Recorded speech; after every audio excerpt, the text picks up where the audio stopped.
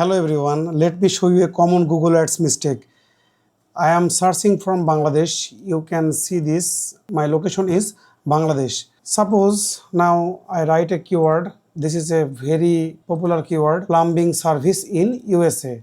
Enter press and this business isn't targeting customer in Bangladesh. Another one is most popular location keyword, sponsored result. You can see this.